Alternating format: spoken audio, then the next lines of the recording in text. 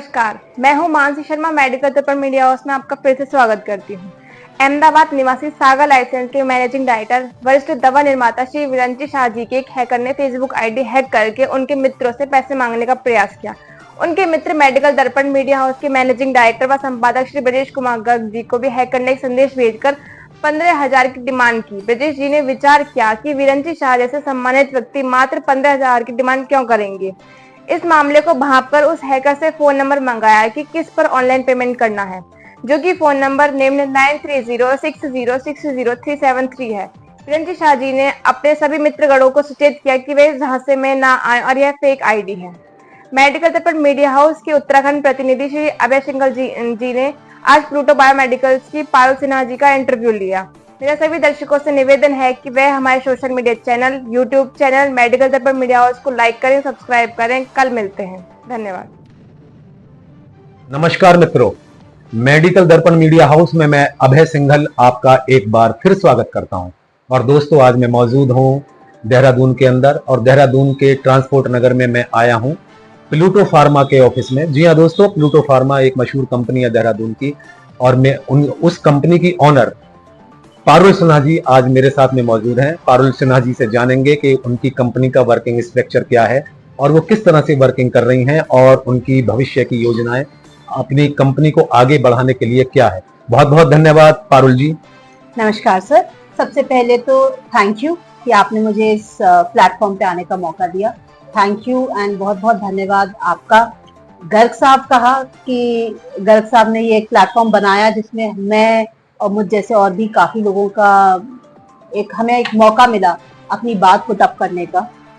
And धन्यवाद उन सभी लोगों का जो शायद इस समय मेरा ये जब भी ये अपलोड होगा या जब भी वो देखेंगे, इंटरव्यू देखेंगे, तो once again thank you to everybody. And हमारी कंपनी लाइक यू आज में कि हमारी कंपनी प्लूटो बायोमेड्स है।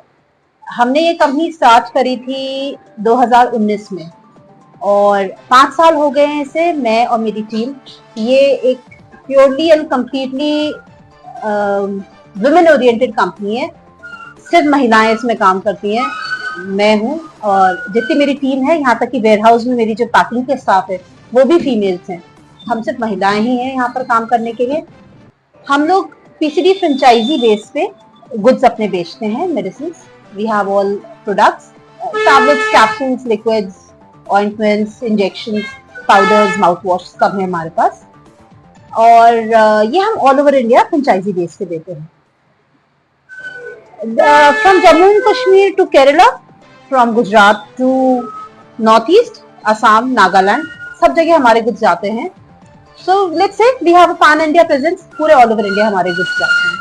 मैम, फ्रेंचाइजी पीसीडी का आप काम करते हैं, जरा बताइए आपके ऑल ओवर इंडिया में कुल कितने कस्टमर हैं? सर एट लास्ट काउंट जो हमने लास्ट वीक अपना हम वीकली जो एनालिसिस करते हैं 289। मैम, क्या कहते हैं, ये जो आपके लिए जो गवर्नमेंट की पॉलिसियां हैं जो आपके दवा व्यवसाय के लिए, इनसे आप कितने सेटिस्फाई हैं? कुछ गवर्नमेंट की जो पॉलिसियां हैं ड्रग विभाग के लिए, कोई बदलाव चाहती हैं आप? क्या कोई संदेश देना चाहती हैं?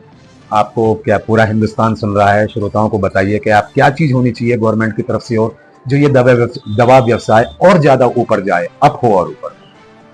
सर दवा व्यवसाय के बारे में जो सरकार की नीतियां होनी चाहिए उसके बारे में actual I have only 24 years of experience in this field and by the grace of God मैं कहूँगी मेरा काफी अच्छा काम है।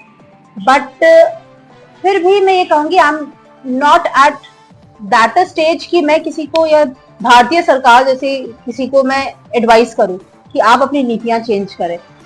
हाँ, मैं ये जरूर कहना चाहूंगी कि मैं ये भी नहीं कहूंगी कि उनकी नीतियां बहुत अच्छी हैं और बिल्कुल प्रो फार्मा इंडस्ट्री है।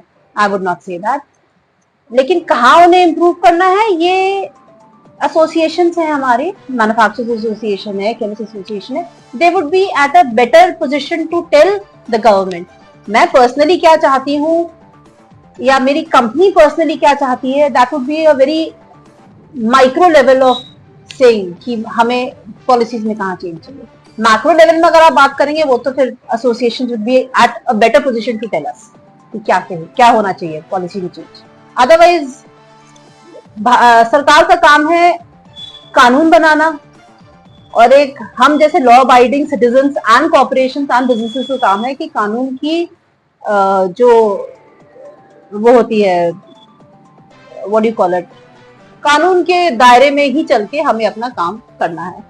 And being in the business of pharma, most of us do try कि हम इसी दायरे के अंदर काम करें, और हमें ये करते भी रहना चाहिए, बिकॉज हम काम भी एक लाइफ सेविंग इंडस्ट्री में कर रहे हैं, तो हमें करना भी कानून के दायरे में करना चाहिए। मैम, दरअसल मैंने आपसे ये क्वेश्चन इसलिए पुटअप किया क्योंकि हमारे देश में लोकतंत्र है, हिंदुस्तान में हर किसी को अपनी बात कहने का अधिकार है, सरकार से अपनी बात। आप तो कह रहे हैं कि हम उनसे कोई सलाह नहीं दे सकते, कुछ नहीं दे सकते। आप देखते हैं सोशल मीडिया पर किस तरह से लोग बाग सरकार को चैलेंज करते हैं, हर बिजनेस वाला। तो आप भी कोई ऐसा नहीं है, सरकार इस बारे में अभिव्यक्ति की आजादी है कुछ भी कहने के लिए, आप मीडिया के सामने हैं और क्या कहते हैं, आप बता सकते हैं, कोई भी कह सकते हैं। सरकार ऐसी नहीं होती है, आपकी बात को गंभीरता से मानेगी। चलिए कोई बात नहीं, थोड़ा सा ये आप ड्रग विभाग के बारे में बताएं। उनकी पॉलिसियां तो बहुत अच्छी चल रही हैं, सब लोग उनकी तारीफ करते हैं, तो कुछ आप भी अपने क्या कहते हैं ड्रग विभाग के बारे में बताएं। कोई दिक्कत, कोई प्रॉब्लम? अभी तक by the grace of God कोई परेशानी नहीं हुई है। एक आध बार जैसे कोई इशू हमारा राइज भी हुआ है तो it was solve, and I will not say amicably, but like once again I will say कानून के दायरे में रह के सब बातें हों। मैम, पूरा हिंदुस्तान आपको देख रहा है, कोई आखिर में कोई संदेश श्रोताओं को, दवा व्यवसाय से जुड़े हुए लोगों को आप कुछ कहना चाहती हो, बताना चाहती हूँ अपनी तरफ से, तो आप बता सकती हैं मैम। दवा का व्यवसाय जो है, like we were discussing earlier also, post corona सब लोगों ने ये सोचा कि it was a very mass kind of a thing. सब लोगों ने, everybody thought it's a very easy field and it's a very profitable field. मैं ये बताना चाहूंगी लोगों को कि it is not a very easy opportunity and it's not a very easy job.